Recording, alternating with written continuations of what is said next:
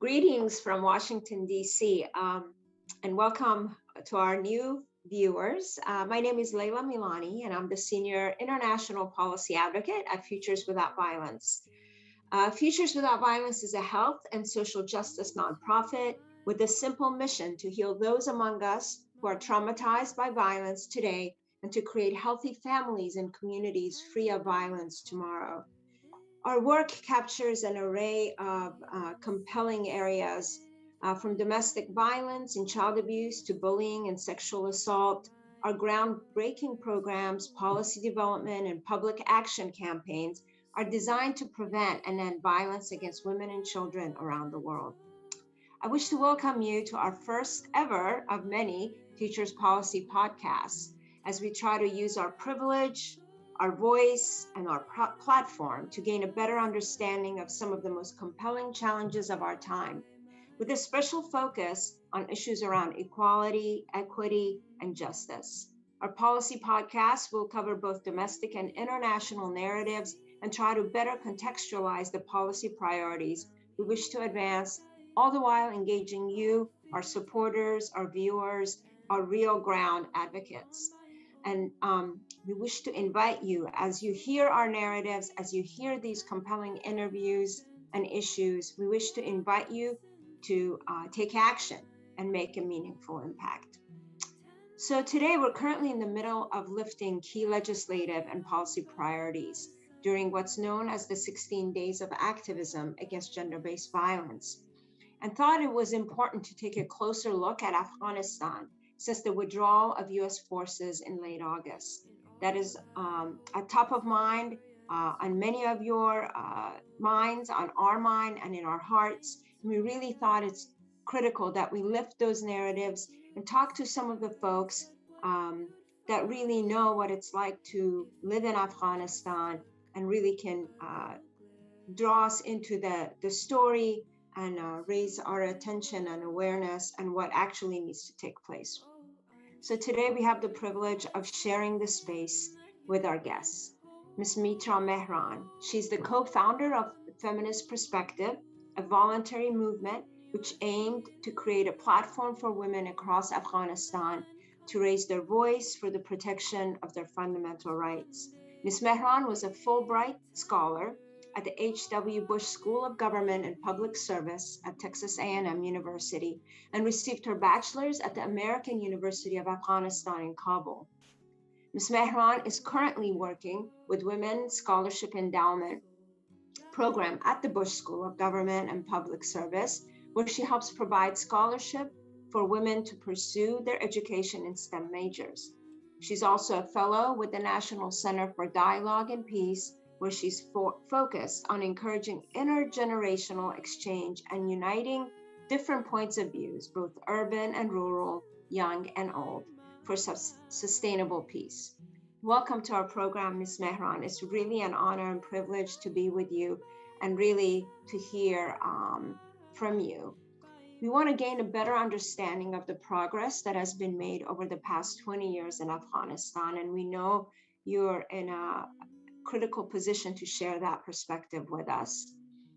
What we would like to also know is what the return of the Taliban means to the lives of Afghans in general and Afghan women and girls in particular. And finally, what awaits the few who have managed to find refuge in other countries since August of 2021. We hope to do this in 3 parts. And so today we're going to focus on the first section. So as a background and to this conversation, I just want to highlight for our audience that over the last 20 years, as you already know, U.S. engagement in Afghanistan, Afghan women and girls had made tremendous progress and gains. It wasn't perfect. There was a lot more work to be done, but progress was being made. An example of that is having such an erudite scholar such as Ms. Mehran with us. The women of Afghanistan were able to secure rights in education, in political participation, and in economic inclusion. However, since the fall of the government, women and girls, ethnic and religious minorities, and other marginalized groups have faced significant rollbacks.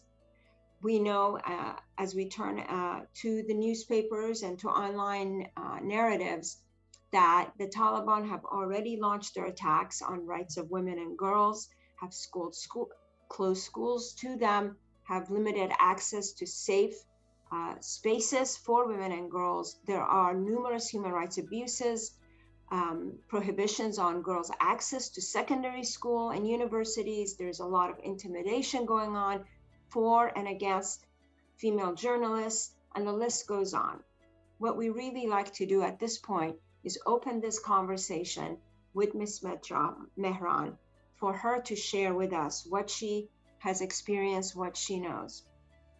And also to ask her and invite her to share with us what actions we can take to help both support her work in this space and to bring attention to the US government representatives that we are working with. If I may just call you Metra, just because we also know each other, could you please tell us a little bit about your life experience growing up in Afghanistan prior to the arrival of the Taliban, the formal arrival of Taliban? And if you don't mind just painting us a picture of the opportunities and challenges that you experienced growing up as a young woman. Mm-hmm. Thank you so much for having me today, and I am glad and it's a pleasure to share this space with you. And I see it as an opportunity I be able to talk or at least represent millions of women and young girls in Afghanistan who have lost access to their basic fundamental rights, their liberty, freedom of movement, freedom of expression, every right that a dignified life deserve is lost in Afghanistan. A very extreme, barbaric group who is not educated, who doesn't have any respect to human dignity, is ruling the country, and they have basically taken the nation, and especially women, a hostage.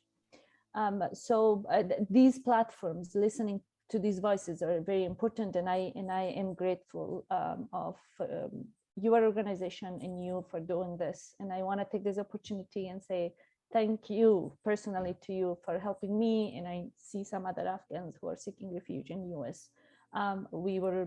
Most of us are lost, not only that this place is new for us, but we are trying to figure things out, but also we have so much trauma back within us, or we suffered, that even working things together is complicated.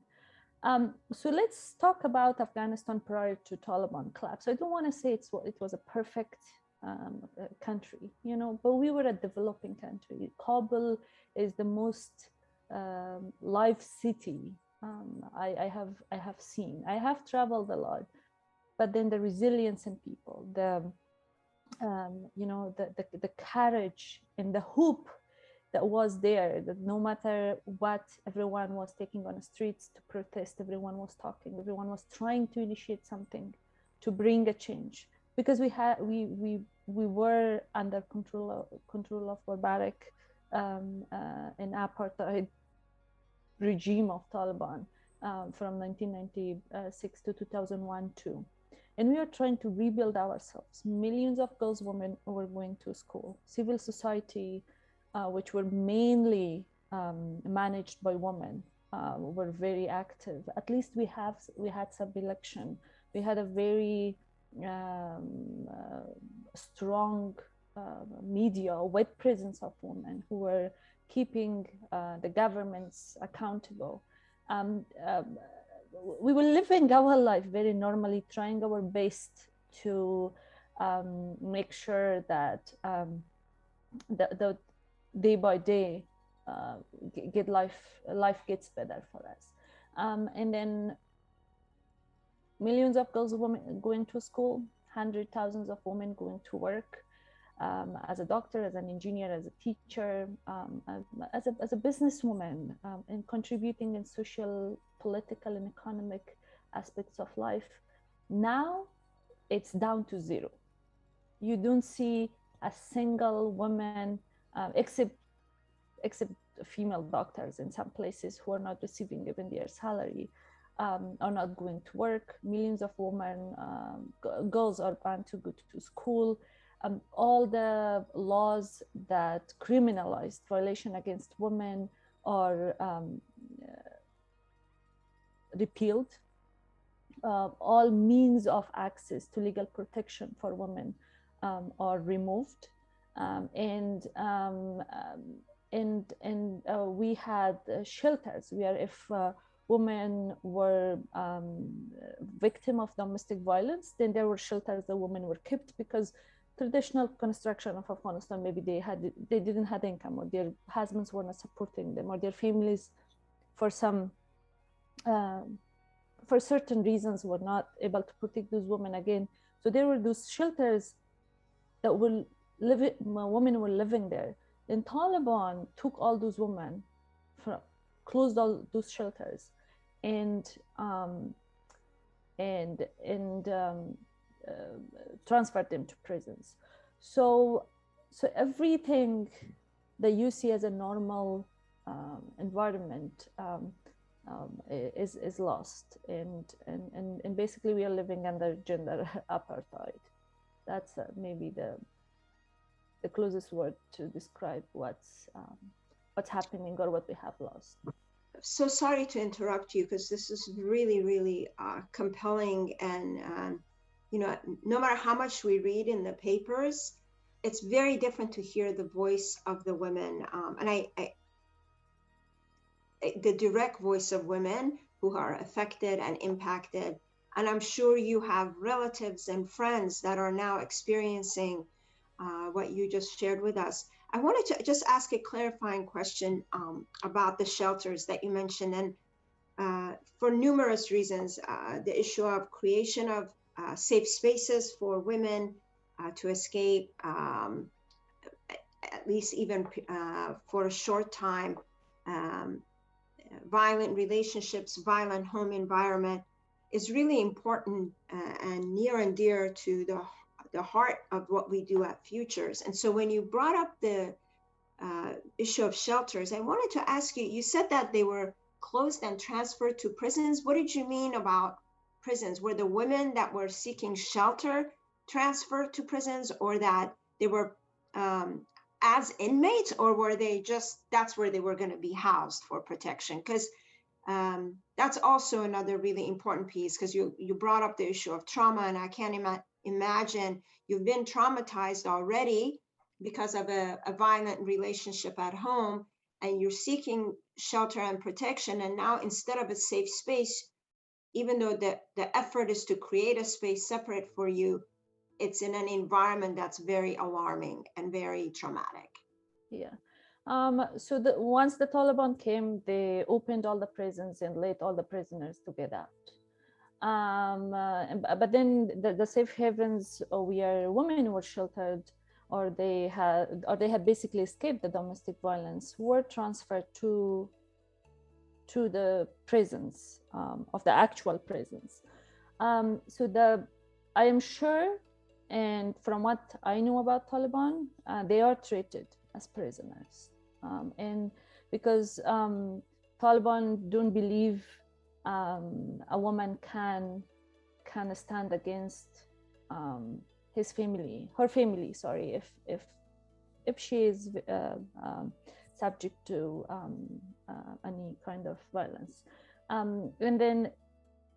but we don't have more news on that in terms of what's happening to them, because Taliban have restricted access of local media to the centers, access of local media even to many other movements of women happening in Afghanistan. They are treated as a prisoners. They are transferred to actual prisons. It's from safe havens, even without any fair trial, or without having any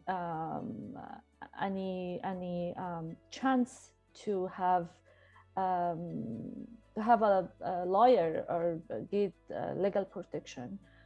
So that's what basically has happened to them, because for Taliban, if you, for instance, most of the women in those shelters are those who have escaped forced marriages, for example.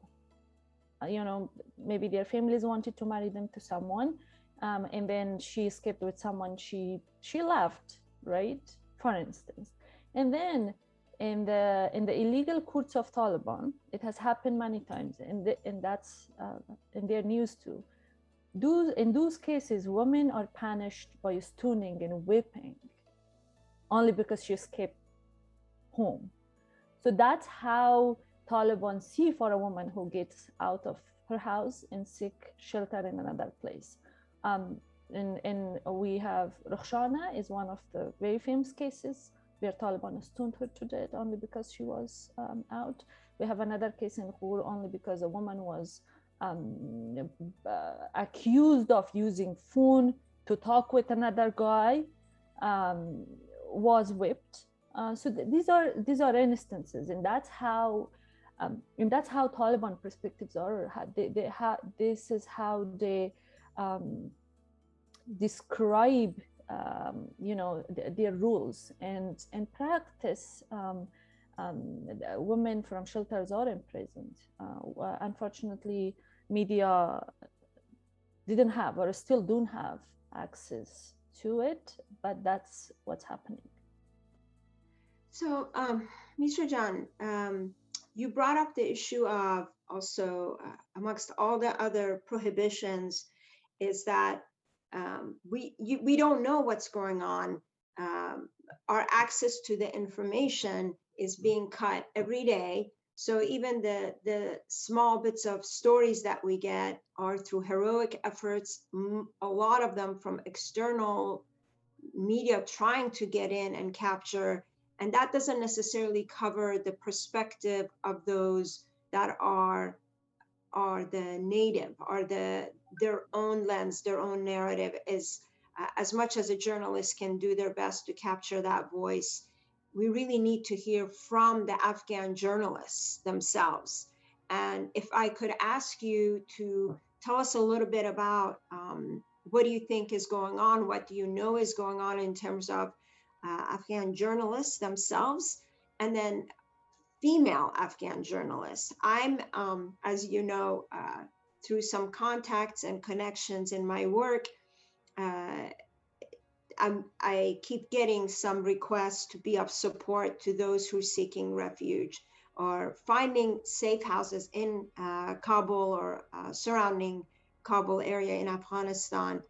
And the most recent requests I've received are all related to journalists, Afghan journalists who are in hiding. So not only can they not do any reporting, but their lives are in danger. Do you mind sharing a little bit about what you know? So one thing I want to highlight, and I think I feel in all of the world, is in awe of the bravery of Afghan women. Large and small, very consistently, they are taking on the streets, facing Taliban's gunshots, and then whippings and lashings, but demanding their basic rights. They're like, we want right for education, we want right to work, political participation and civic engagement. And that's where Taliban's violation against journalists and women came in, because when the women started to protest initially, in response to women's protests, in very first days, Taliban came in and announced that protests are banned and it's condition to our approval. So you should first come to us, we confirm it, we tell you the place and time, and then you go to protest. They're definitely not gonna confirm, or give validity to the protest of women. But then when women wanted to go on the streets, they were lashed. But the journalists who went to cover that were detained and tortured very severely. I mean, the pictures are out there. And then the report that came out yesterday, and then there is a woman, magazine, I read it, had published it. 95% of female journalists are unemployed now. They're out of work. I mean, 95% is a huge number. We already didn't have that many, maybe female journalists. If 95% of them are out of work, the 5% must be very low, and then maybe they are doing the behind the desk work. So that's what's happening there. But then what I want to highlight here is the way they treat foreign journalists are not the same way they are treating the Afghan journalists. The reason is Taliban need money and aid, and they're seeking international legitimacy way more than national legitimacy. They don't beat a foreign journalist. They don't lash her or him and try to sell the best picture they can to get international support, to get money, to get legitimacy. But they don't care about the basic rights of Afghan women or Afghan journalists or Afghan people in general. And that's what's bothering. So what's important for international outlets, or at least what's important for the people advocates like you, or like your organization, or like the people who are taking time to listen to us today, is try to see the context, try to see how they are treating the local people, not what they are showing to you. And then I want to honestly use this, get a chance in this platform. And what I tell you is, I have written something on my Facebook too, and what really these days bother me is the male journalists, foreigners going to Afghanistan and using this white male leverage, even if some of them are not white, but this white culture leverage, and trying to whitewash Taliban is very irresponsible, you know. So they go and then maybe live in their armored offices and then travel with armored cars around. They have the protection of, their powerful countries or their powerful organization. And they're like, oh, we are walking on the streets of Kabul and it's very peaceful. And it's very calm. And I'm like, peace is not calm. I mean, you don't see women walking on the streets, and because they are imprisoned in their houses, and that really bothers me. And I really want everyone to differentiate between what's going on to the journalists in Afghanistan or to the common people, and how someone who goes there as a guest and is treated well see it and want to generalize it. That's not what's happening to Afghanistan. People in Afghanistan are suffering atrocities of Taliban, and journalists and media have lost their freedom of expression. And it's better that, that we know what's happening and hear from local people instead of few big journalists going from there and then being like, I can walk on the streets of Kabul, and it's not important for him that a woman is not able to walk there, or even a male journalist is not able to cover the protest of women on those same streets. Thank you. We've had that conversation before, and I know you raised this, and that's incredibly troubling, but it speaks to the issue of, what happens when we leave. What happens when people are left behind, and when we are selective in the stories we wish to share, right? And sometimes we want to know, at first, when we were pulling out, we being the United States, came out of Afghanistan, and this is not a discussion really, we're not here to discuss the politics of that decision or the timing or the unending war. That's not the purpose of this discourse. But when that did happen, how do we come to peace with that ourselves? And I think that's what you're really speaking to, is that as humans who, we wanted to free the women of Afghanistan. We wanted to see equality all over the world. And for a while we saw the movement towards it. It wasn't perfect, but we saw some progress. And when that has been shut down, when those doors are closed now, I think psychologically, we don't want to believe that everything that we did is going to go for nothing, that everything that we work towards is going to revert. And sometimes I think what happens is we try to find narratives and stories that make us feel better. Yeah. And I think that as much as there may be some pictures into Afghanistan of the atrocities, we're also starting to see some, maybe it's not as bad as you think. And I think that's what you're really pointing out to, that don't get fooled, right? Yeah.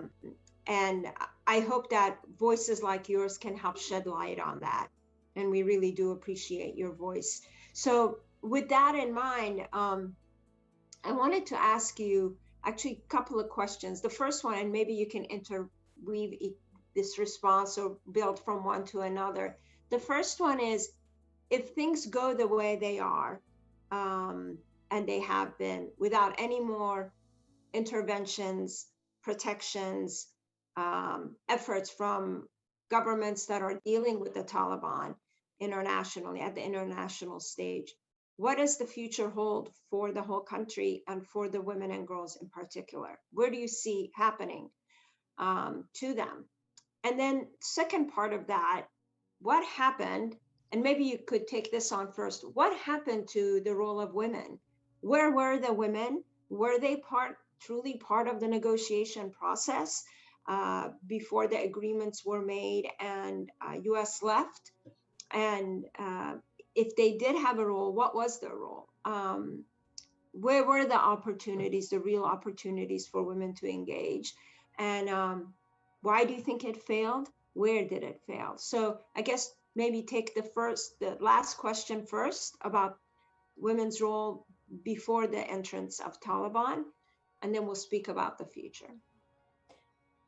So one thing that is very important to note is women in Afghanistan are brave, they're resistant, they are the only consistent force standing a bit against brutality of Taliban and accepting every risk taking on the streets. So that's what we need to admire.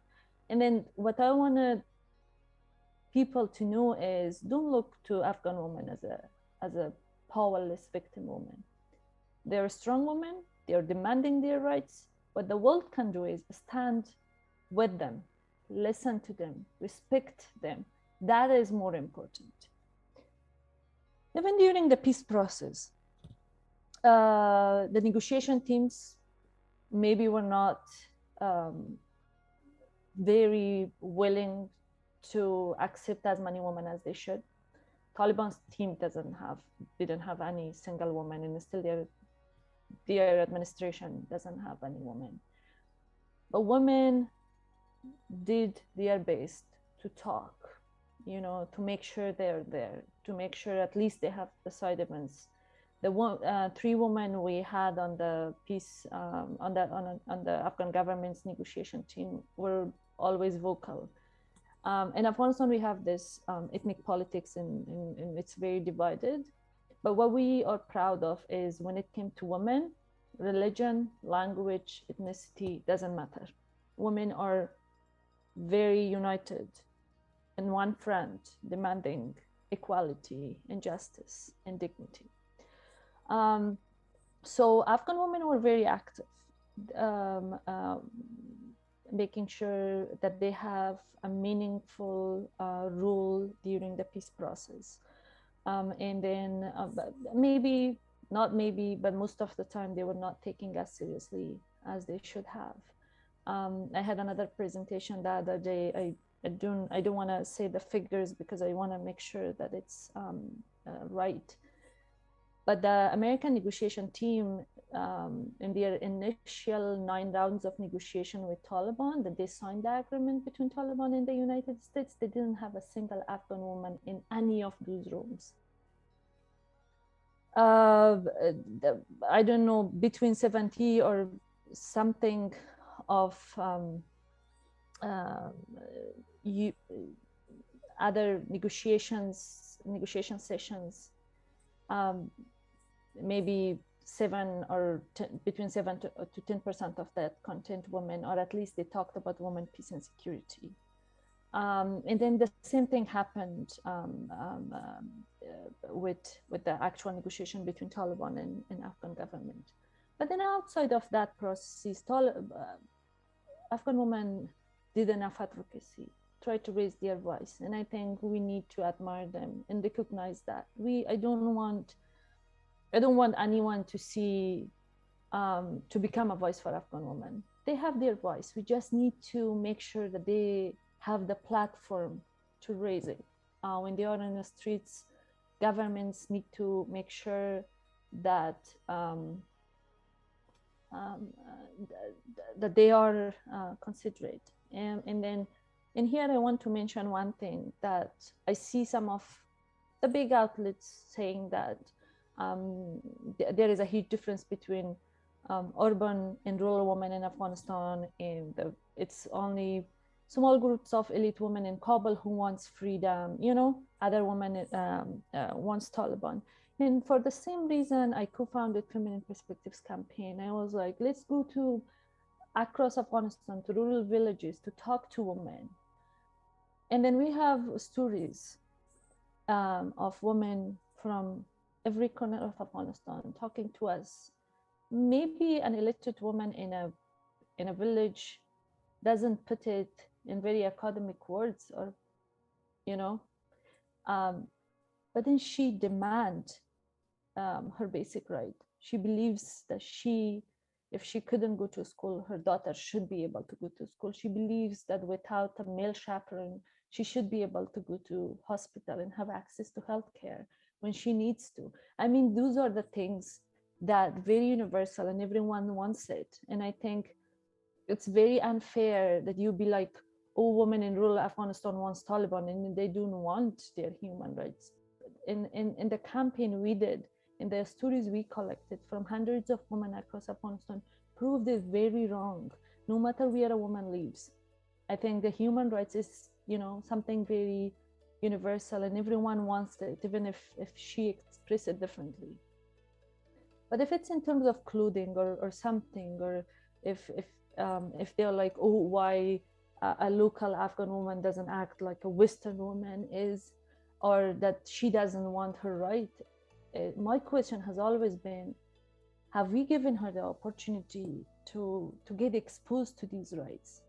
Have you given her the opportunity to go to school and she was like, oh, I don't want to be able to read and write? I mean, no one does that. But so that's so unfair that if we have failed women in rural areas to get them access to their basic rights and be like they don't want it. I went across Afghanistan, they wanted, but it's us in the world who failed them to not expose them to those rights so they get out, or they be powerful enough to get out and say that I want it. So if I am out, then I should be, and it's my job, and I should be able to talk about them, and people should respect it. So I think from what you said, so the very things went wrong was not meaningful inclusion of women, not only in the processes, but getting enough grantees that what Taliban promised to US or international community actually works in practice. You know what I mean? They're like, oh, we respect women's rights. And then when we were talking with, for example, US or the government, they're like, oh, Taliban says they will respect women's rights within the structure of Islam. But my interpretation of Islam is very different than an extreme interpretation of Taliban. So I think the things are the powerful people didn't act very responsibly in terms of getting enough guarantees, going to details if what Taliban promise actually works in practice, or it has the feasibility of protection of women's rights. And that's, I think, what failed Afghan women, and they are victim of something that they were not part of.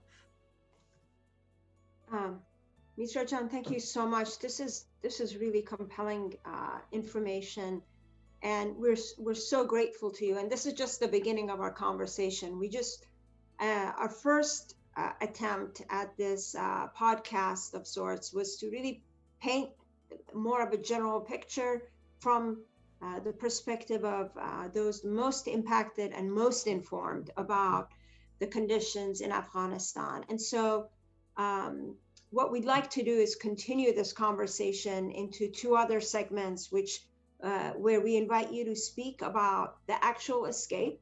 I think our audience would like to know about that, because all of this information is part of the big picture of how do we inform our policies in the United States, how to do things better, how to avoid the pitfalls. And I think what you share are, if folks choose to listen to it, are very insightful and can help us kind of, one, provide some remedies maybe, but also to not repeat the same mistakes in the future. But before we go into that, in closing, what I wish to do is give you the opportunity to speak just in closing to the initiative you're working on.